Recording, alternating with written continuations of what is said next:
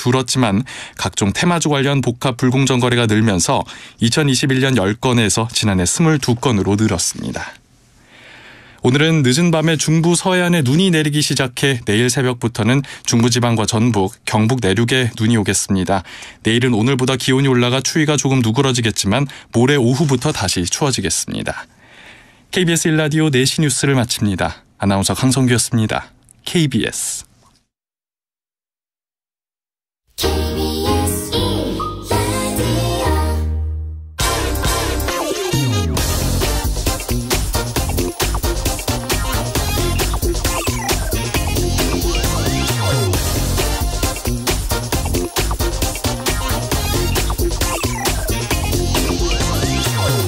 춥지만 요즘 난방용 가스요금 고지서 받아보고 놀라서 보일러 제대로 틀지도 못하는 분들 많습니다. 러시아가 우크라이나를 침공한 직후에 영국 등 유럽 국가들 가스값 폭등했을 당시에 이거 우리나라는 카타르 등 이 중동 국가들과 장기 계약했기 때문에 다행이다. 그래서 가스 가격 오르지 않는 것이다. 이렇게 알려졌었는데 요즘 가스 가격이 갑자기 이렇게 오르는 거 잘 이해가 안 돼서 제가 오늘 한국가스공사에 좀 물어봤습니다. 잘못 알려진 부분이 좀 있더라고요. 2025년까지 장기 계약 물량이 80%나 되는 건 맞는데 이게 고정 가격으로 계약한 게 아니라 유가에 따라서 변동하도록 되어 있다고 합니다. 필요한 양만큼 안정적으로 가스를 공급받을 수 있다는 의미지 이 가스 가격은 유가가 오르면 같이 따라서 올라가는 방식이랍니다. 같은 추위라도 어려운 사람들은 더 추운 법입니다. 국가가 지금 누구를 도와야 할지 이거 가스비 오르는 거 어쩔 수 없다 이렇게 뒷짐지고 있으면 안 됩니다. 국가의 재정 정책은 이럴 때 필요한 겁니다. 네, 경제와 정의를 다잡는 홍반장, 저는 KBS 기자 홍사원입니다. 홍사원의 경제쇼 출발하겠습니다. 유튜브 오늘도 함께 갑시다.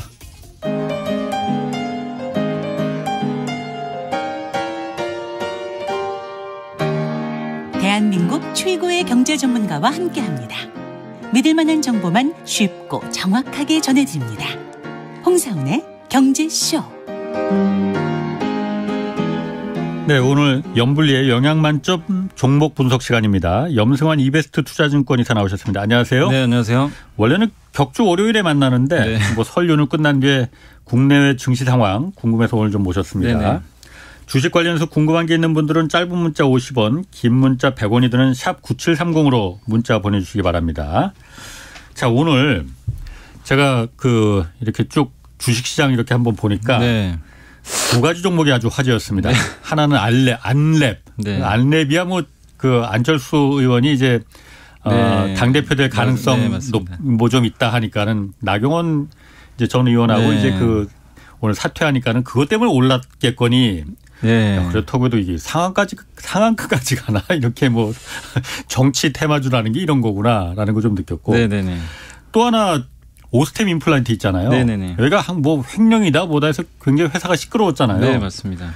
오늘 이게 2007년 상장한 이후 최고가 기록했다고 해요. 네, 맞습니다. 이게 그런데 사연이 좀 있다면서요. 네. 재밌던데 사연이. 네. 좀 말씀해 주세요. 예, 그러니까 사실 오늘 급등한 기업들이 상당히 많은데 아마 이제 기자님 말씀대로 그 두 개가 제일 눈에 띄었고, 근데 이제 오스템 임플란트 같은 경우는 이제 그 전부터 이제 강성무 펀드라고 아마 얘기 많이 들어보셨을 거예요. 옛날에 한진칼도 한번. 사모펀드. 예. 예. 그래서 이제 행동주의 펀드로 되게 유명하죠. 그래서 이제 뭔가 좀 경영을 좀 한번 바꿔보게 되겠다. 이 기업 들어가서. 예. 그럼 지분을 이렇게 매입을 해요. 대량으로 매입을 해서 단계적으로 높여서 어쨌든 이제 경영권을 좀 가져가서 이제 회사를 체질을 개선하겠다는 이제 목적이 큰데. 그래서 주가를 올려서. 네, 맞습니다. 계속 그래서 옛날에 한진칼도 그것 때문에 주가가 많이 올라갔었어요. 몇 년 전에. 근데 이번에 이제 갑자기 원래 이제 어떤 사람이든 간에 펀드든 간에 지분을 5% 이상 매입을 하면 반드시 공시를 해야 됩니다. 대주주 의무 공시 있어요. 그래서 그런 의무에 따라서 공시를 했고 지금 이제 KCGI라고 하는데 여기서 이제 지분을 6.57% 정도 확보를 한 걸로. 그것도 사모펀드인가요? 아니 이 강성무 펀드 이름이 강성무 펀드 여기를 이제 보통 KCGI라고 이제 부릅니다. 그래서 여기가 이제 6.57% 정도 이제 확보를 해서 사실 이제 이것 때문에 주가 좀 오르고 또 오스템 임플란트 또 중국에서 지금 리오프닝 하니까 임플란트 또 시술이 늘어날 거 아니에요. 사람들이 치과 갈 거니까. 그래서 그걸 맞물려서 주가가 좋았어요. 근데 갑자기 이제 오늘 이제 그 오전에 이제 공시가 좀 떴죠. 네. 공시가 이제 떠가지고 지난 금요일이었네요. 아무튼 공시가 떠서 일단 갑자기 그 공개 매수를 하겠다. 그러니까 강성부 측 말고 이 반대편에 있죠. 이제 최대 주주. 최규 이제 최대 주주가 이분이 이제 지분을 가장 많이 지금 들고 있는데 이분 지분을 일단 이제 MBK 파트너스라는 그 사모펀드가 있거든요. 거기랑 유니슨 캐피탈이 있어요. 여기를 이제 컨소시엄을 맺어가지고 이름이 뭐냐면 덴티스트리 인베스트먼트입니다. 치과 투자. 네, 이거 맞네요. 그래서 여기 이제 이름을 이렇게 짓고 여기가 이제 공개 매수를 하겠다고 공시를 냈습니다. 공개 매수라는 게 뭐예요? 이제 공개적으로 나는 주주분들 지분을 사겠습니다. 오스템 임플란트 주주들한테 나한테 팔아라. 그러니까 19만 원을 딱 정해놨어요. 지금 주가가 얼마였었는데? 지금 원래는 이제 이거 전에는 16만 원 정도 했었는데 오늘 이제 주가가 급등해가지고 18만 지금 거의 한 5천 원인가 6천 원. 19만 원에 사주겠다고 하니까 그것 때문에 확 뛴 거군요. 네, 그러니까 아침 시초가부터 거기 이제 출발을 했고 뭐냐면 이제 그 보통 그냥 소리 소문 없이 살 수도 있어요. 그러니까 나오는 그럴 수 있는데 이제 뭐 주가 자신 있는 거죠. 화끈하네. 19만 원에 사겠다. 이 가격도 이제 싸다고 느끼는 것 같아요. 거기서는. 그래서 19만 원에 이제 공개 매수를 해서 이제 주주들이 선택을 해야 되겠지만 19만 원에 파실 분들은 이제 파는 거죠. 이제 여기 넘기는 거예요. 근데 이제 누구도 손해는 안 보죠. 사상 최고가이기 때문에 거길 가본 적이 없기 때문에 그러니까 주주분들 입장에서는 뭐 선택지가 다양하긴 해서 뭐 나쁠 건 없는데 어쨌든 여기서 지금 지분을 얼마를 인수하냐면요. 이게 조건이 좀 정해지는데 최소 15.4%까지 인수를 하고요. 최소. 그다음에 가장 많은 경우는 71.8%까지 확보를 하겠다고 지금 공시를 했는데 만약에 71.8%를 인수를 하게 되면 지분율이 얼마가 되냐면 90.7%가 돼요. 이걸 다 확보를 하게 돼요. 그러면 지분율이 90% 이상이 넘어가면 그 회사는 무조건 상폐를 해야 됩니다. 이게 법이 무조건? 왜냐하면 분산 요건이 있어요. 주식시장에 상장을 했어요. 근데 최대 주주가 95% 갖고 있고 5%만 거래가 된다고 생각해보세요. 상장할 이유가 없어요. 그래서 분산 요건이 좀 있거든요. 그래서 이제 90%를 넘어가면 이 회사가 어떻게 보면 이제 그 상폐를 해야 되는 거죠. 상장 폐지를 시킨다고요? 그러니까 이제 거기에도 들어가 있어요. 최대로 90.7%까지 인수가 끝나면 만약에 공개 매수가 되면 자진 상폐를 하게 됩니다. 아니 그럼 그거는 그 MBK 파트너스는 큰 사모펀드인데 거기 입장에서는 기껏 돈 들여서 19만 원에 비싸게 우리가 사줄게 하고 공개 매수를 했는데 상장 폐지가 돼버리면 그런데 그게 이제 그렇게 볼 수도 있는데 이제 비상장이 되잖아요. 비상장일 때도 기업 가치는 올라가면요. 나중에 다른 데 또 매각할 수도 있어요. 이게 그러니까 알짜 회사다. 굳이 이렇게 공개해서 여러 사람들한테 이거를 배분할 필요가 없다. 우리가 혼자 다 먹겠다. 그리고 배당도 많이 줄 수도 있죠. 그리고 비상장이 되면 규제가 좀 이게 강도가 굉장히 떨어집니다. 그러니까 이제 그 어떻게 보면 이제 자기네 회사가 돼버리는 거죠. 거의 100%. 그래서 이제 뭐 그런 목적일 수는 있는데 이제 관건은 그거 같아요. 이 71.8%를 다 인수할 수 있겠느냐. 19만 원이 지금 거의 붙었는데 주주 입장에서 생각해 보자고요. 다음 달 24일까지 내가 19만 원에 팔까 말까 고민하실 텐데 보험입니다. 19만 원에 팔아도 되고 안 팔아도 상관은 없어요. 근데 적어도 19만 원 밑으로는 안 떨어지겠죠. 그렇겠지. MBK 여기 사준다고 하니까. 사주겠다고 했으니까. 근데 만약에요. 주가가 이제 여기서 제일 키를 쥐고 있는 게 이제 KCJ 강성무 펀드인데 여긴 지금 6%밖에 없거든요. 근데 이제 경영권을 바꿔보고 싶은 거예요. 왜냐하면 이 강성무 펀드의 강성무 대표가 뭐라고 했냐면 이번에 이제 지분 인수하면서 아니 이렇게 좋은 회사를 지금 저평가 받고 있는 것 같다. 전문 경영인이 와서 경영을 하면 훨씬 더 기업 가치가 올라갈 거다. 그래서 제가 잠깐 그때 방송을 한번 봤는데 아마 한번 찾아보시면 강성무 대표가 5배까지 얘기를 했어요.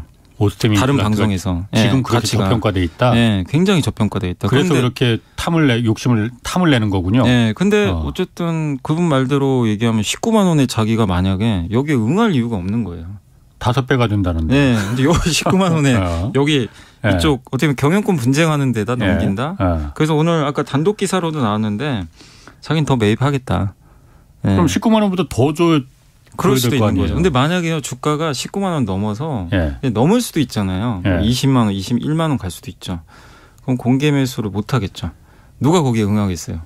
19만 원에 21만 원짜리 회사를 19만 원에 여러분 같으면 파시겠어요? 그럼 바보는 없지. 아무도 안 팔죠. 예. 근데 여기에 강성구 펀드만 있는 게 아니라 주요 주주 중에 국민연금도 있고 예. 이 좀 지분을 많이 갖고 있는 몇몇 펀드들이 있어요. 예. 거기도 지금 이제 고민이 되겠죠. 19만 원에 팔지. 19만 원에 정말 네. 다 팔아서 그냥 이 정도에서 그냥 끝낼지 엑시트를 아니면 할지 아니면 그냥 이제 누가 봐도 이거는 더 올라갈 것 같다. 네. 아니 이런 생각을 한다면 네. 이거 지분 경쟁이 붙었잖아요. 네.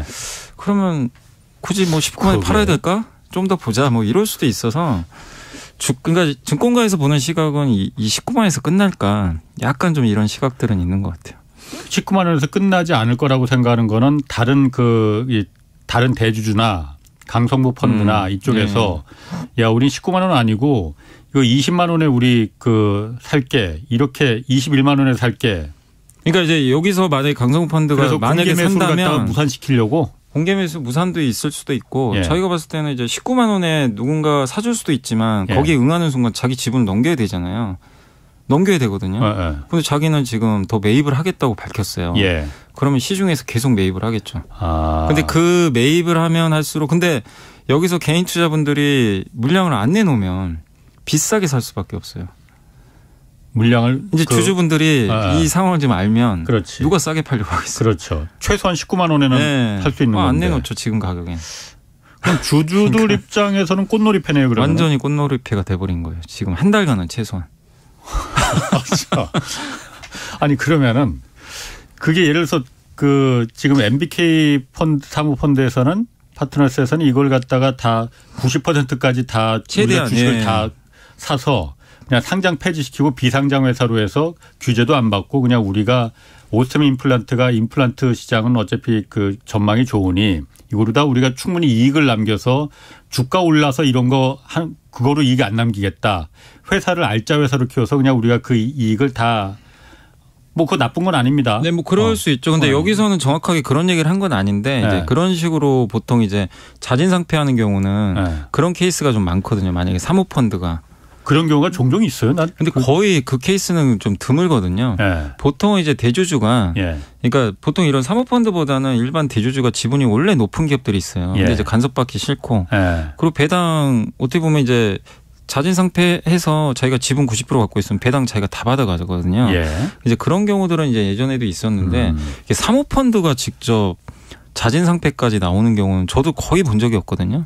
굉장히 드문 케이스예요, 사실은. 그러면 이게 그냥 주식시장 주식의 입장 말고 그냥 산업적인 측면에서는 그렇게 자진 상폐시키는 게 바람직한 겁니까? 바람직하지 않은 겁니까? 판단이 애매하네. 근데 이게 좀 애매한 게 이제 만약에 오스테인 플란트가 그러니까 예를 들면 이런 거죠. 앞으로도 자금을 많이 조달해야 돼요. 시장에. 그러니까 주식시장에 있는 가장 큰 이유는 투자금 확보거든요. 그렇지. 배당도 있죠. 물론 돈 잘 버니까 그것도 있지만 어쨌든 LG엔솔이 요금 많이 먹었어도 상장한 사실 가장 명확한 이유는 그 자금 때문이잖아요. 누가 봐도.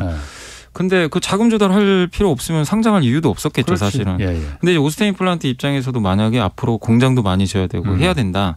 그러면은 상장을 유지하는 게 더 유리하죠. 근데 오스테인 플란트는 이미 많이 또 확장도 했고 지금 이제 영업도 좀 잘하고 있잖아요. 중국에서. 그래서 만약에 설비 투자할 이유가 그렇게 많지 않다면 굳이 비상적으로 가도 그렇게 크게 나쁘진 않다고는 보고 있습니다. 그거 참 흥미진진하네. 앞으로 좀 계속 좀 관심 갖고 지켜보겠습니다.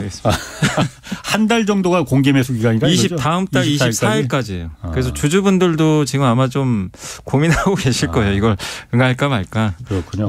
0419님하고 강미연님이 요즘 금융주 상승하고 있어요. 이거 금융주 상승하고 있는데 금융주 지금 매수하는 건 어떨까요? 하고 물어보세요. 근데 좀 최근에 많이 오른 건 맞고요. 이제 온라인 파트너스라고 이제 요즘에 행동주의 펀드. 요즘에 행동주의 펀드가 아까 이제 강성구 펀드는 경영권을 이제 해가지고 좀 정상화 시켜보겠다 이 의도고 온라인 파트너스는 뭐냐면 우리나라 은행이 왜 이렇게 배당에 인색하냐 약간 이 논리예요. 그러니까 그 저번에도 한번 말씀드렸지만 그렇죠. 한번 말씀하셨어요. 그 미국은 60%를 돌려주는데 예. 우리나라는 왜 24%만 돌려주냐. 예. 이렇게 돈도 많은데 그리고 예. 자본 비율도 높아서 예. 어느 정도 여력돼 있거든요. 예. 그래서 이제 그걸 캠페인을 해서 예. 올려라. 예. 이렇게 했는데 이제 시장에서 그게 이제 제대로 먹힌 거죠. 그래서 이제 은행주들이 배당을 많이 준다고. 예. 은행 투자는 제일 큰 이유 중에 하나가 배당이거든요. 그렇죠. 예. 배당이 지금보다 늘어난다면 예. 당연히 매력 있죠. 거기다 주가도 저평가돼 있잖아요. 예. 보통 미국보다. 예. 배당을 좀 미국보다 적게 주니까 할인을 많이 받아요. 실제. 근데 이제 배당을 많이 주면 할인율이 축소돼서 주가도 예. 올라가거든요. 예. 그래서 올라갔는데 이제 다만 관건은 그거예요. 은행이 여기에 응하겠느냐.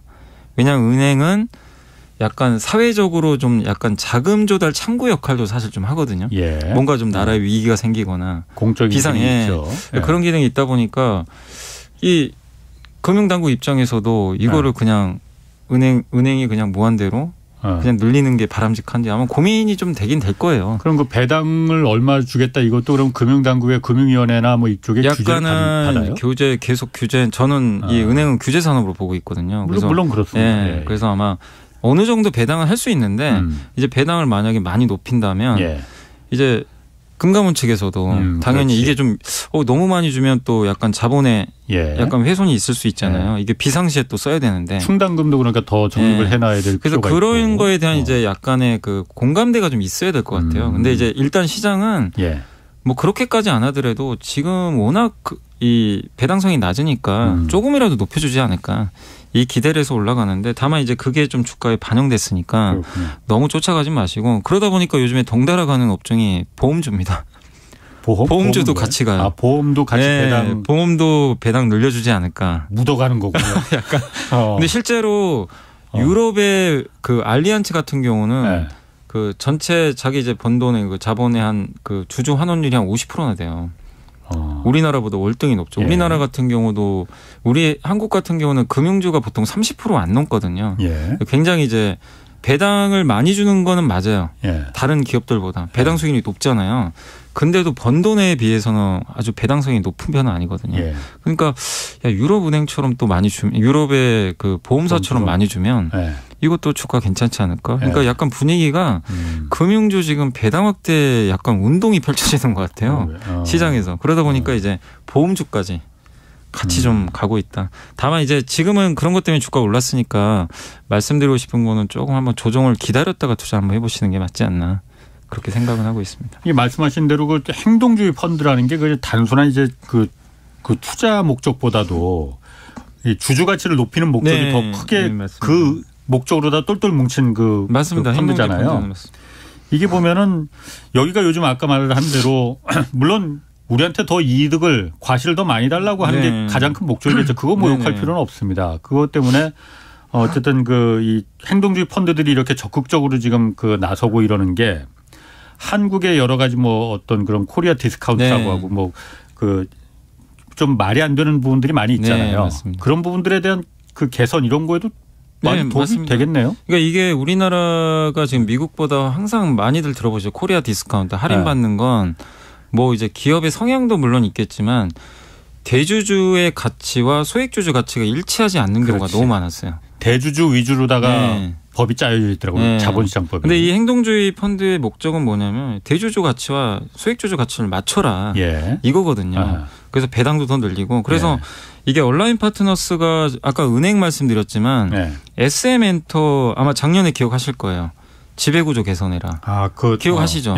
그래서 실제로 바뀌었어요. SM엔터가 라이크 기획이라고 이수만 회장의 자회사죠. 여기서 이제 용역계약을 그죠. 용역계약에서 매출의 얼마를 아마 가져갔는데 사실 그게 주주한테 가야 되는 일부 몫인데 이게 왜 일로 가냐. 이거 잘못됐다. 근데 라이크 기획한테 그러니까 이 SM한테 이걸 요구했는데 SM엔터가 받아들였죠. 계약을 철회해 버렸어요. 아, 그런 건 굉장히 긍정적이네. 그리고 이번에 또 요구했던 게 SM한테 또 온라인 파트너스 이 대표가 이창환 대표거든요. 이번에 또 요구했던 게 지배구조 개선과 주주가치 제고를 위해서 12가지를 요구를 또 했나 봐요. 예. 그거를 이제 이행하기로 또 양사가 결정을 했고 실제 이창환 대표를 사회이사 후보로 추천을 했어요. 예. 그래서 아마 이거를 SM 측에서 받아들인 것 같습니다. 그러니까 바뀌겠다는 거예요. 그렇군요. SM도 이제 그러니까 어떻게 보면 이제 이수만 회장이 약간 예. 물러나면서 예. 이제는 좀 그 전문 경영인 체제로 갈 수도 있고 또 사모펀드의 의견을 좀 받아준 거잖아요. 예. 배당도 늘릴 수 있고 실제 3년간 당기 순이익에 최소 20% 이상 환원해 주겠다. 이렇게 약속을 해버렸습니다. 그러게. 그러니까 예. 행동주의 펀드가 이런 부분에 우리나라 자본시장이 워낙 대주주 위주로 그냥 네. 기울어져 있으니까 그런 부분을 개선시키는 데는 긍정적인데 네. 이게 너무 과해버리면은 네. 사실 미국 같은 경우에 요즘 그 애플이나 이런 데도 그렇고 자본금을 다 까먹는 그러니까 주주의 모든 그 이익을 위해서 회사가 그냥 돈놀이 회사로 다 바뀐다는 네. 거잖아요. 그거 정도로까지만 가지 않고 적당한 선에서 네. 좀 진짜 말 그대로 행동하는 그 펀드 요렇게만 가면은 네. 긍정적이지 않을까. 그러니까 사실 우리나라는 근데 그게 너무나 그동안 인색하다 보니까 네, 맞아. 지금 주가 반응이 굉장히 뜨거운 게 이런 경우가 없었거든요. 그렇죠. 그동안. 근데 네. 어쨌든 이제 이런 게 늘어나면 어쨌든 이제 코스피 시장 전체적으로도 이게 레벨업을 할 수 있는 또 조건이니까 굉장히 좀 바람직한 현상은 나오고 있는 것 같습니다. 그러게요. 예. 자, 반도체 이슈도 좀 있습니다. 그 SK 하이닉스가 중국 공장에서 생산하는 D램 메모리 네. 감산에 들어갔다고 하던데. 네, 뭐 기사를 보니까 10에서 20% 이게 우시 공장이라고 들어보셨을 거예요. 굉장히 이제 큰 공장이고 하이닉스 전체 메모리 반도체 그러니까 D램 생산의 절반이 여기서 나오거든요. 그래서 굉장히 규모가 큰데 이거를 일단 전체 한 10에서 20% 정도 감축을 하겠다. 이제 그 이유는 뭐냐면 너무 재고가 많아요. 재고가 너무 많기 때문에 어차피 지금 만들어봐야 손해보고 팔아야 되거든요. 그래서 재고를 좀 줄이기 위해서 하는 거고 아마 그 2월 1일 날 하이닉스가 실적 발표할 거예요. 근데 아마 4분기에 10년 만에 영업 손실이 아마 날 것 같습니다. 적자는 거의 불가피한 것 같아요. 왜냐하면 마이크론도 적자 났거든요. 그래서 근데 실적은 이미 좀 반영돼서 주가에 영향 안 주겠지만 어쨌든 지금 SK 하이닉스의 중국 공장이 좀 감산을 좀 시작할 가능성이 높아졌다. 마이크론은 이미 감산을 또 시작을 했고요. 근데 이제 시장의 초미의 관심사는 그걸 알겠고 삼성전자 할 거냐 말 거냐. 그렇지. 요게 이제 초미의 관심사인데 삼성 왜 이게 좀 헷갈리냐면 삼성은 안 한다고 했거든요 옛날에. 그러니까 우리는 자연적 감산 안 해. 약간 이제 이런 식인데 이제 시장은 잘 안 믿어요. 왜냐하면 지금 삼성전자도 재고가 엄청 많거든요. 재고가 많은데 더 많겠지. 만들면 만들수록 손해란 말이에요. 그렇다고 삼성이 뭐 돈 많아서 여유를 부릴 때도 아니고. 그래서 이거는 감산을 하면 또 삼성 입장에서도 사실 나쁠 게 없는 게 감산 들어가면 반도체 가격이 빨리 반등할 거예요. 생각보다. 왜냐하면 이제 3사가 다 감산을 해버리는 거니까. 그래서 삼성도 굳이 마다할 필요는 없는데 다만 이제 시장에서는 이런 거죠. 삼성 입장에서는 이 인위적 감산이 아니고 약간 자연 감산이라는 얘기를 많이 해요. 그러니까 웨이퍼를 가지고 반도체를 만드는데 지금 생산성이 좋은 그 공정들이 있잖아요. 그거를 그대로 그냥 생산을 하면 감산은 아니죠. 감산은 아니죠. 그냥 그대로 생산하는 거죠. 근데 예를 들면 이 웨이퍼를 예전 같으면 예전 공정이 아니라 신공정 있죠. 뭐 EUV나 첨단 공정 있죠. 근데 그건 수율이 좀 잘 안 나오는 경우도 있어요. 근데 그쪽으로 더 늘려버려요. 의도적으로. 그러면 자연 공급이 줄어버립니다. 왜냐하면 여긴 수율이 안 나오기 때문에. 그러니까 지금 증권가에서 얘기하는 거는 아마 자연 감산을 인위적 감산보다 공정을 좀 전환시켜서 좀 웨이퍼를 좀 이렇게 어려운 공정 있죠. 여기에 투입시켜서 약간 줄이지 않을까. 그러니까 인위적으로 하는 건 아니죠. 그러니까 어쨌든 생산되는 그 반도체 물량은 줄어드는 건 줄어들겠네. 그럼 삼성전자도요? 웨이퍼는 똑같이 투입돼요. 그러니까 이 원판 투입은 똑같은데 원판은 어디다 뿌릴 거냐 이거죠. 근데 예전에 잘 되는 공정에 뿌리면 그냥 그대로 똑같이 생산되겠죠. 그러면은 그것 때문에 그러면 하이닉스도 그러니까 뭐 적자가 확실시 된다는데 요즘 주가가 계속 이렇게 오르는 거 보면은 삼성전자도 그렇고 그게 지금 어쨌든 감산을 기대하기 때문에. 그러니까 삼성이 인위적으로 뭐 우리는 안 합니다라고 하더라도 시장은 잘 안 믿는 게 그런 공정전환 톤에서 좀 감산하는 거 아니냐. 이미 시작한 거 아니냐. 그리고 실제 1월 1일부터 20일까지 수출입 데이터가 이제 발표가 됐어요. 우리 이 쉬는 기간 기간 동안 거기서 보니까 이제 네덜란드나 이런 데서 장비 수입하잖아요. 수입액이 그렇게 크게 증가를 안 했기 때문에 아마 실제로 좀 설비 투자 좀 줄어가는 거 아니냐. 그렇군요. 이런 좀 생각들을 하고 있는 것 같습니다. 5282님이 여미사님 생각을 좀 알고 싶다고 그 경기 침체로 1분기 중에 주가 폭락이 올 가능성이 있다라는 전문가 주장이 있다고 해요. 여미사님은 어떻게 생각하는지. 이게요. 경기 침체가 오면 당연히 좋은 건 아니죠. 근데 이제 저는 말씀드리고 싶은 게 작년에 우리나라 증시가 23% 빠졌어요. 보통 경기 침체 때 한 25% 빠지거든요. 그러면 저는 어느 정도 그건 반영은 됐다 충분히 반영이 됐다고 보고 있고 그리고 지금 시장 일각에서는 경기 침체가 아니라 미국도 연착륙 하는 거 아니냐. 요즘 분위기는 좀 바뀌었거든요. 이게 경기 침체까지 갈까? 지금 왜냐하면 미국 보면 여전히 고용 좋고. 그러니까 임금도 계속 오르고. 월마트는 그러니까 오늘 보니까 최저임금 30%가 올린다고 사람이 안 없어갖고. 그리고 사실 미국 사람들 저축도 많이 해놨고. 그래서 물론 침체가 올 수도 있어요. 근데 오더라도 시장은 그걸 작년에 반영을 해놨습니다. 그래서 지금 많은 분들이 좀 이게 헷갈리는 게요. 주가는 오르는데 지금 기업 실적은 계속 하향돼요. 근데 우리나라 증시 과거 역사를 보면요. 이 실적이 너무 좋을 땐 주가가 오히려 먼저 빠지기 시작하고요. 실적에 이게 곤두박질 치기 전에 주가가 먼저 튀어요. 그리고 나중에 실적이 따라갑니다. 이런 경우가 너무 많았어요. 근데 지금도 사실 지금 그 분위기가 연출이 되고 있고 그리고 더 놀라운 건 경기 침체기에 그럼 주가가 실제 빠졌냐. 아닙니다. 경기 침체가 왔을 때 옛날에 그러니까 제가 말씀드린 건 혹시 모를 그 금융위기 같은 거 있죠. 시스템 리스크가 터지거나 코로나 이런 경우는 당연히 충격이 커요. 그거 말고 일반적인 경기 침체가 왔을 때 우리나라 주식시장은 그 4번 정도 있었거든요. 경기 침체가. 그런 경우가 다 올랐어요. 주가가. 빠진 적이 없어요. 왜냐하면 경기 침체가 왔을 때 물가가 너무 높지만 않으면 나중에 경기 부양이 들어가요. 그리고 사이클을 타기 때문에 경기가 안 좋으면 그다음. 그래서 저는 이제 말씀드리고 싶은 게 지금 경기 침체가 올 수도 있고 안 올 수도 있고 제가 알 수는 없지만 저는 그렇게 심각한 경기 침체가 안 온다고 보는 게 왜 또 그러냐면 이 답지가 나온 건데 옆 나라 중국이 지금 경기가 지금 세게 올라올 거예요. 우리 한국은 미국 영향도 받지만 중국 영향을 더 크게 받거든요. 이 상황에서 지금 우리나라 경기가 아주 나빠질까 향후에. 그러니까 중국은 2분기부터 돌아서거든요. 이제 부양을 하겠죠. 본격적으로. 지금 확진자도 이제 정점 찍고 내려간다고 하니까. 그러면 그 영향을 우리 한국은 받을 가능성이 높기 때문에 저는 그게 심각한 그러니까 둔화는 되더라도 뭐 증시가 망가질 만큼의 경기 침체가 과연 올까. 저는 좀 그렇게 보고 있어요. 근데 중국이 사실 과거에는 그 2008년 그 금융위기나 이런 때 우리나라가 심각하게 그 타격을 받지 않은 이유 중에 하나가 중국이 방패막 역할을 해서 중국이 워낙 그때 성장이 막 그때 크고 그러니까는 중국에 묻어서 우리가 그렇게 큰 타격을 받지 않았지만은 사실은 지금은 중국한테 우리가 수출하는 게 계속 줄어들고 있잖아요. 중국이 그때 중국이 아니잖아요. 우리하고 오히려 지금은 우리 물건을 사주는 입장이 아니고 우리 물건과 세계 시장에서 경쟁하는 입장이 돼버렸잖아요. 그렇기 때문에 중국의 경기가 올라간다고 해서 옛날처럼 방패막이가 돼줄까? 그거는 모르겠네요. 근데 이제 저는 이제 어떤 의견이냐면 우리나라가 지금 아직까지는 중국 수출 비중이 한 25% 되고요. 홍콩까지 우회하면 30% 될 거예요. 아직은 절대적으로 많고 그리고 한국은 반도체 국가예요. 근데 반도체는 중국이 못 만들어요. 대체가 불가능합니다. 근데 중국 경기가 살아나면 반도체가 살아나요. 그렇겠네. 그래서 이창유 총재가 얘기한 것도 그거거든요. 올해 3분기에 한국 경제 좋아질 것 같다. 반도체만 좋아지면. 그걸 단서를 달았어요. 그러면 이제 반도체는 중국 수요가 굉장히 크거든요. 근데 이것만 생각을 해봐도 굳이 이제 나쁘게 볼 필요는 저는 없다. 이렇게 말씀드리고 싶어요. 알겠습니다. 역시 그래서 여미사님을 제가 좋아합니다. 저보다 한 단계 한 수를 앞을 내다보시니까. 그 전기차 배터리 업체 영국에서 그 브리티시 볼트라고 있다고 해요.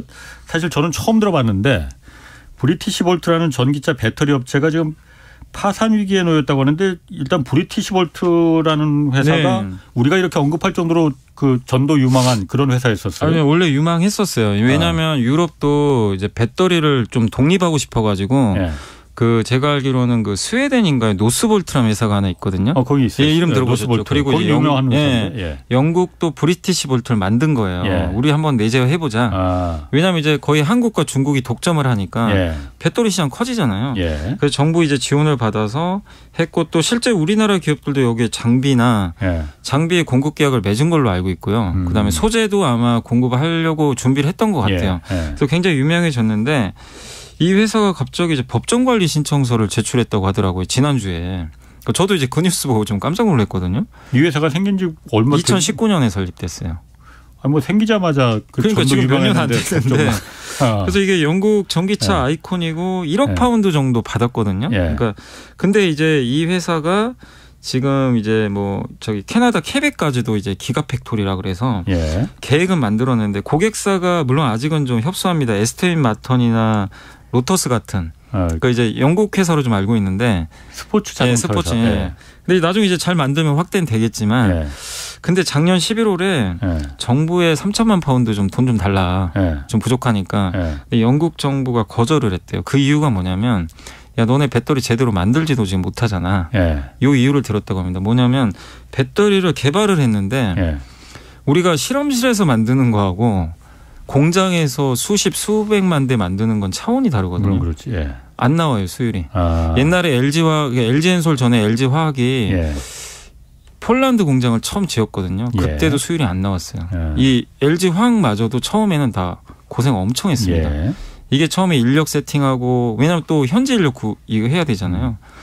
그래서 고생을 하다 이제 수율 다 잡았는데 브리티시 볼트도 지금 그 상황인 거예요. 만들었는데 수율이 안 나와요. 돈은 없어요. 근데 지금 시장은 빨리 성장해요. 근데 영국 정부도 야 지금 이래가지고 언제 이거 만드냐. 그래서 몇 년이 걸릴지도 몰라요. 근데 돈은 계속 들어가야 돼요. 그러니까 영국 정부가 도와줄 수도 있었을 텐데 제가 봤을 때는 그냥 포기한 게 아닌가. 아니, 브리티시 볼트라는 회사가 신생 기업인데 그렇게 영국 정부가 처음에 여기를 공을 들였던 거는 뭔가 여기만의 특별한 기술이나 장점 같은 게 있었던 거예요, 그러면은? 그런 거는 저도 잘 모르겠습니다. 기술이나 장점까지는 모르겠는데. 근데 여기에 이제 우리 한국의 포스코 케미칼이 MOU를 체결을 했고요. 그러니까 한국이 좀 약간의 지원을 해준 거죠. 그러니까 배터리는 너네가 만드는데 장비나 소재는 이제 한국이. 그래서 일부 CIS나 하나기술 같은 기업들도 장비 공급 계약을 맺었어요. 근데 이 기업들도 알아보니까 아마 지난해부터 이게 여건이 좀 안 좋은 걸 좀 간파한 것 같더라고요. 그래서 프로젝트를 좀 보류했다고 하는데 아무튼 지금 결론은 뭐냐면 자기네들이 원하는 만큼 이거 공장에서 뽑아봤는데 안 나오는 거예요. 이 그렇지. 배터리가. 그러니까 배터리가 그냥 어떤 분들은 그러세요. 야 반도체보다 훨씬 만들기 쉬운 거 아니냐. 배터리가 뭐 돈만 있으면 하는 거 아니냐. 근데 그게 말처럼 좀 쉽지가 않아요. 하긴 LG화학도 수익을 내기 시작한 게 그렇게 오래되지 않았습니다. 계속 적자했다가. 돈도 많이 들어가고요. 그리고 대형 고객사도 확보해야 되고.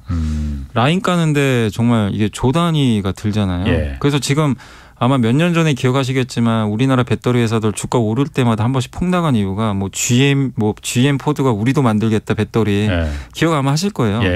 근데 지금 얘기가 쏙 들어갔죠. 그러니까 만들기가 자체적으로 만든다는 게 굉장히 지금 힘든 상황입니다. 그게 어쨌든 우리나라 같은 경우에는 배터리 3사가 탄탄한 회사들이 있으니 우리 입장에서는 이게 진입 장벽이 이렇게 쉽지 않구나라는 걸 이렇게 입증을 한 거죠. 입증이 되면은 나쁘지 않은 소식이네요. 우리 입장에서는. 한국 배터리 회사들한테는 그리고 이제 브리티시 볼트가 이렇게 파산을 하면 이제 유럽 시장에 또 한국 업체들이 더 입지가 넓어지겠죠.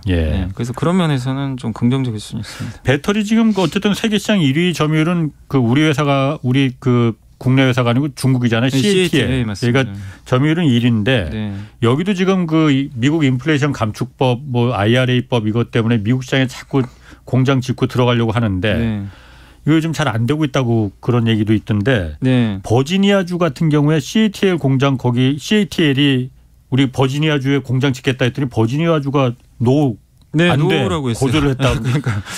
그러니까 이게 중국하고 싸우는 것 때문에 그런가? 그런 것 같아요. 그러니까 원래 인플레이션 감축법에 어디에도 야, 중국 하지 마라 이런 얘기는 없어요. 근데 이제 우리가 봤을 때는 이거 딱 중국 겨냥한 거라고 딱 보이잖아요. 근데 중국이 가서 공장을 만들 수도 있어요. 예. 실제 뭐 만들 수도 있습니다. 근데 이제 눈치가 보이죠, 당연히. 예. 뭐 바이든 대통령의 성향을 알기 때문에. 그래서 무슨 얘기가 있었냐면 포드가 100% 지분을 갖대 공장은 예를 들면 그 CATL이 만들어 주는 거죠. 자기네 배터리를. 포드하고 CATL하고 합작을 해서 합작을 하는데 지분은 포드가 다 가져가는 거예요. 왜냐하면 미국 정부에서 이것도 뭐라고 할 수 있으니까. 약간 그런 식이었는데 이번에 버지니아주 주지사가 뭐라고 했냐면 합작 공장 뭐 100%는 안 된다. 그러니까 버지니아주 입장에서 이 주지사가 반대할 이유가 사실 없거든요. 왜냐하면 일자리 늘어나고. 근데 반대해 버렸어요. 중국은 안 된다는 얘기죠. 그러니까 결국 CATL은 들어오기가 좀 어려워진 거고. 여기 만약에 LG가 있으면 환영했겠죠, 당연히. 그러니까 이제 결국 여기서 우리가 알 수 있는 건 미국 지금 주지사들도 어떻게 보면 이제 미국 정부 당연히 눈치를 볼 수밖에 없고 중국은 안 된다. 중국이 뭐 100% 지분이든 합작 공장이 됐건 들어오는 거를 일단 지금 차단하고 있는 것 같아요. 지금. 그럼 CATL이 버지니아주 말고 다른 데는 시도를 그럼 원래는 멕시코에 하려고 그랬어요. 원래는 멕시코도 작년에 그 인플레이션 감축법에 그 적용을 받잖아요. 그러니까 보조금 받잖아요. 근데 이제 인플레이션 감축법이 통과되자마자 무슨 뉴스가 나왔냐면요. 작년 8월에 CATL이 무기한 보류시켜 버렸어요. 멕시코 공장을. 이거 원래 건설하기로 했거든요. 근데 이거 통과되면서 보류. 왜 보류? 이제 거기 북미니까 이제 멕시코에서 들어가는 것도 사실 미국하고 똑같거든요. 비슷하다 보니까 일단 상황 지켜보겠다. 왜냐하면 이제 중국도 안 거죠. 중국을 겨냥한 법이거든요. 중국 공급망 깨겠다. 이게 핵심이거든요, 사실. 그러다 보니까 이제 CATL 눈치를 보는 거죠. 또 왜냐하면 북미에 공장 지었다가 돈만 날릴 수도 있거든요. CATL 입장에서 활용도 못하고. 그래서 좀 더 이제 상황을 보고 대처하려고 하는데 이번에 그 버지니아주에서 이렇게 나온 결과로 보면 북미 진출은 이게 진짜 사실이라면 뭐 거의 힘들어진 게 아닌가. 이렇게 중국 입장에서.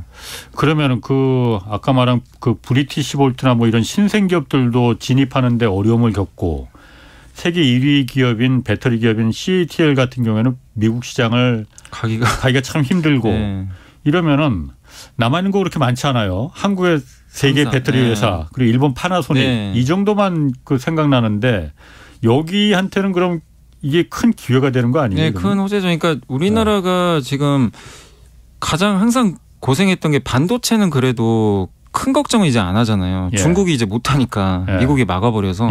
근데 배터리는 사실은 CATL도 굉장히 잘하잖아요. 오히려 1등이고. 근데 여기서 만약에 미국에서 경쟁한다고 생각을 해보세요.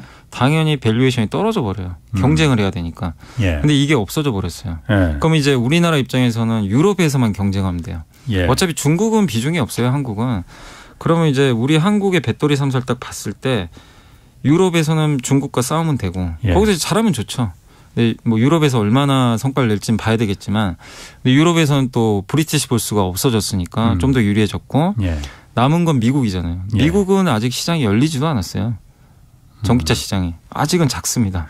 작은데 제일 많이 커지겠죠 앞으로. 근데 여기서 중국이 못 들어온다. 근데 일본의 파나소닉은 아시겠지만 그 테슬라 외에는 안 해요.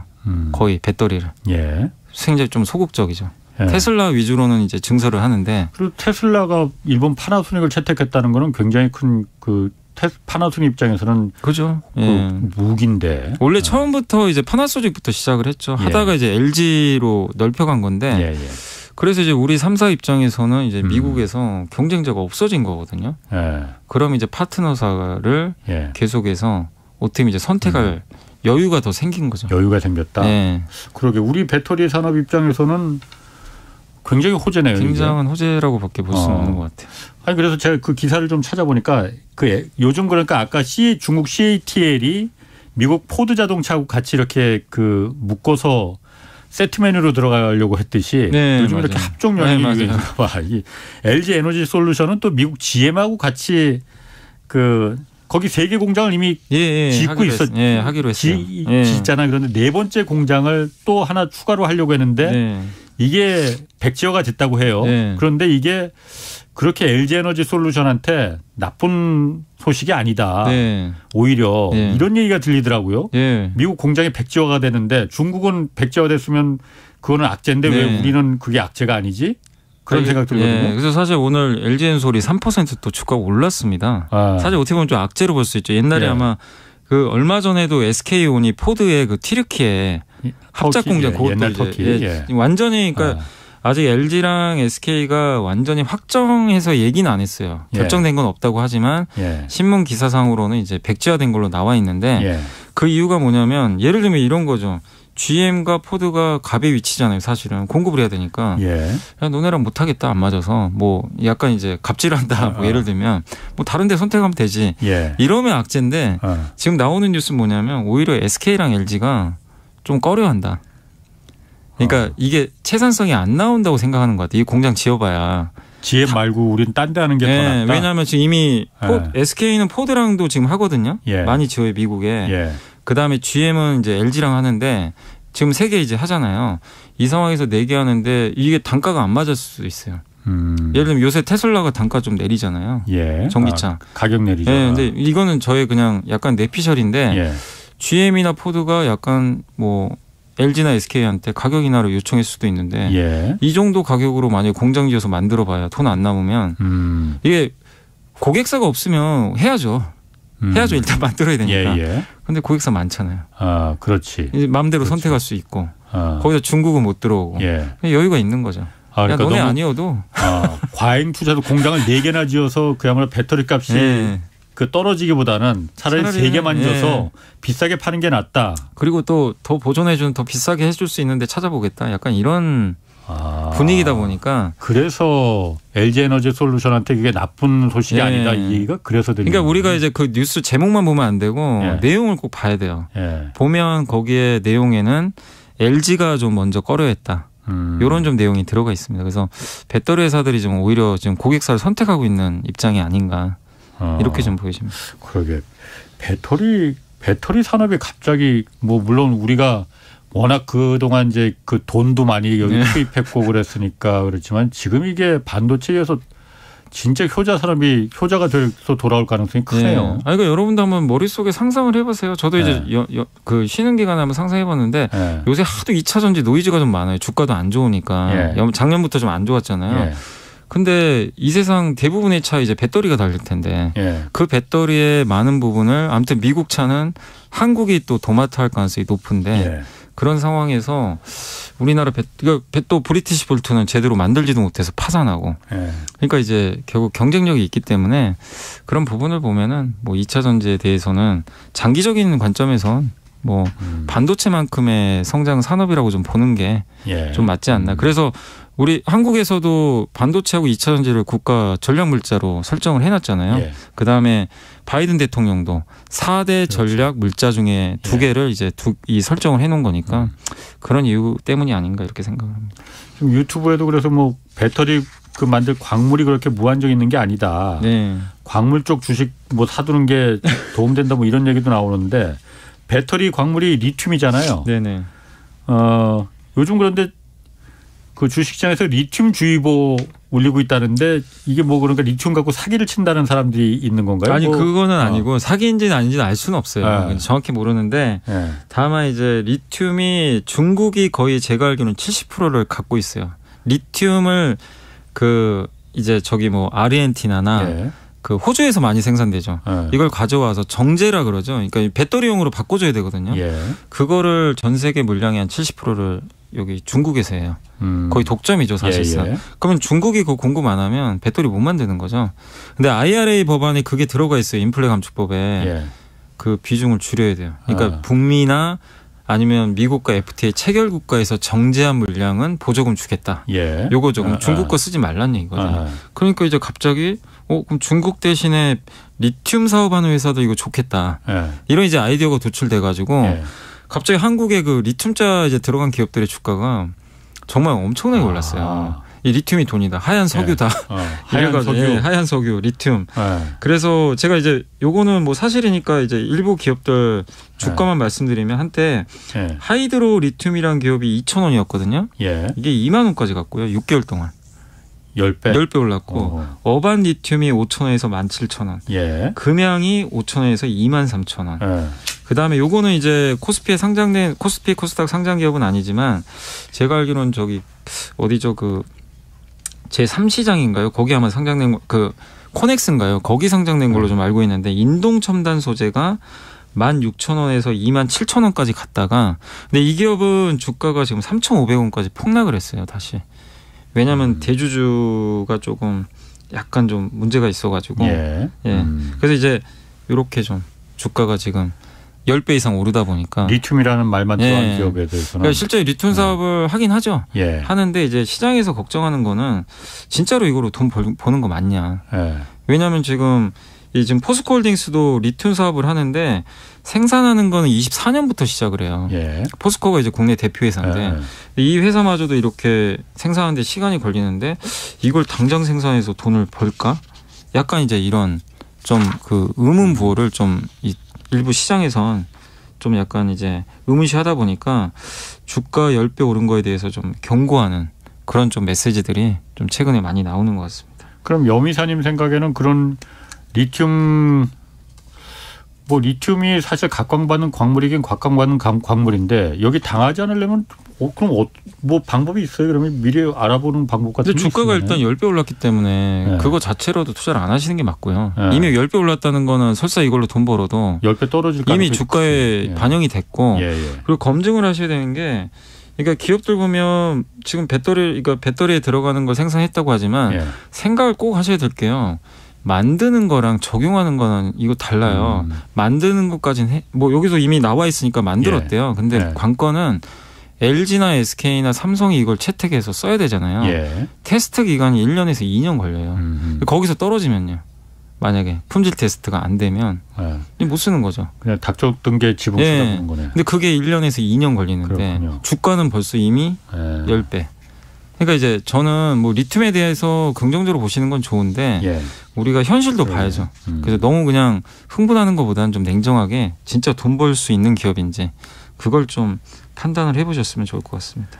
애플이 애플 워치 요즘 많이 차고들 다닙니다. 여기 신모델에 지금까지는 우리나라에서 만드는 OLED 이걸 많이 좀 탑재를 썼는데 자체 개발한 마이크로 LED라는 디스플레이가 있나 봐요. 애플이 이걸 자체 개발을 또 했다고 그러던데 이걸 탑재할 예정이라고 해서 지금 국내 디스플레이 업체들 이거 좀 비상 걸렸다고 하는데 이 마이크로 LED라는 게 뭐예요? 그러니까 LED가 있는데 우리 보통 지금 여러분들 집에 있는 TV 중에 LCD TV는 다 LED가 들어가 있어요. 그러니까 뭐냐면 LCD하고 LED는 다른 거 아니에요? 약간 달라요. 그러니까 LCD는 그러니까 LCD TV는 뒤에 사실 옛날에는 형광등이 들어가요. 그러니까 백라이트라고 자체 발광 못하기 때문에 백라이트 거기 원래 형광등 CCFL이라고 형광등 들어갔어요 옛날에. 근데 그거보다는 좀 친환경적이고 훨씬 밝아요 LED. 그래서 형광등 빼고 거기에 LED를 넣은 거예요. 자체 발광하니까. 그래서 LCD TV엔 LED가 지금 다 들어가 있어요. 근데 그게 개수가 여러 개인 것도 있고 몇 개 안 들어간 것도 있는데 근데 그게 마이크로 LED는요 정말 작아요. LED 자체가 진짜 저도 옛날에 2018년도에 한번 라스베가스 한번 가서 삼성 거 진짜 보고 왔거든요. 작은데 이게 화질이 그냥 넘사벽입니다. 이게 그냥 눈으로 이건 직접 보셔야 되는데 문제가 뭐냐면 보고 싶네. 너무 작아서 만드는 게 너무 힘들고요. 원가가 너무 비싸요. 그리고 화면이 작다는 게 아니고 그러니까 LED 자체가 작다는 거예요. 작은데 그래서 이 LED 장점이 뭐냐면요. 여기만 끌 수가 있어요. 불을. 여기는 켜고 한쪽은 켜고 한쪽은 끌 수 있다. 이것도 조절이 가능해요. 굉장히 저전력으로도 갈 수도 있고 꿈의 디스플레이는 맞아요. 근데 그리고 OLED의 최대 단점은 OLED가 자체 발광해서 얇게 만들 수 있는 건 좋은데 자체 발광하는 대신에 버닝 현상이 있어가지고 화면을 그대로 켜놓으면 잔상이 생겨가지고 수명이 너무 짧아요. 근데 이런 걱정도 없죠. 그래서 마이크로 LED가 이제 그런 거 있는데 문제는 만드는 게 너무나 어렵고요. 원가가 되게 비싸요. OLED랑 비교가 안 될 정도로. 그래서 삼성도 그거 하려고 하는데도 잘 안 되는 거예요. 그냥 하나는 만들어요. 양산이 대량으로 못 만들어요. 애플은 그런데 이걸 그럼 자체 그러니까 지금 이게 블룸버그에서 기사 나오고 애널리스트도 좀 이게 약간 헷갈려하는 게 원래 애플은 자기가 자체적으로 안 만들거든요. 다 외주주거든요. 근데 이게 진짜 자기네가 만들까? 지금 삼성과 LG도 이거를 지금 개발은 이미 해놨죠. 근데 대량 생산하는데 좀 애를 먹고 있거든요. 근데 애플이 과연 24년에 이걸 할 수 있을까? 그래서 지금 나오는 뉴스는 뭐냐면 이거를 LG 디스플레이가 대신 만들어주는 거 아니냐. 이런 좀 얘기도 좀 나오고 있어요. 그러니까 애플이 예. 설계나 이런 건 다 하고요. 예. 개발은 하는데 예. 만드는 건 LG한테 넘기는 거죠. 양산 기술은 LG나 한국 업체들이 더 좋으니까. 네, 이제 그쪽이 하는 거죠. 왜냐하면 애플은 공장 없잖아요. 그렇죠. 예, 그러니까 사실 그게 더 효율적이죠. 예, 예. 그래서 이거 가지고 그냥 무조건 악재로 보기는 어렵다. 이런 내용이 있고 그리고 이 큰 화면에서는 지금 넣기 어려우니까 이 애플 워치 있잖아요. 예. 스마트워치 여기에 적용한다고 합니다. 적용을 해도 이 작은 화면. 작은 화면에. 예, 여기에 먼저 적용하고 예. 이게 성공을 하면 한 몇 년 후에는 아이폰에도 예. 마이크로 LED. 그러니까 마이크로 LED가 원가 절감하고 대량 생산 가능하면 예. 나중에는 확대될 수도 있어요. 그러게요. 근데 지금은 일단 아직은 어렵기 때문에 그래서 너무 이거는 아직은 좀 너무 좀 앞서 나갔다. 우려할 정도는 아니다. 아니 마이크로 LED라는 게 그 라스베가스 가서 한번 봤더니 정말 그렇게 막 환상적으로 막 이렇게. 저는 좀 그래요? 그랬어요. 그게 2018년도에 그 CES 한번 갔다 온 적이 있는데 예. 그때 이제 삼성이 그거를 제 기억도 나요. 더 월이라는 제목으로 TV를 만들어 놨어요. 근데 거기서 보고 정말 저는 깜짝 놀랐습니다.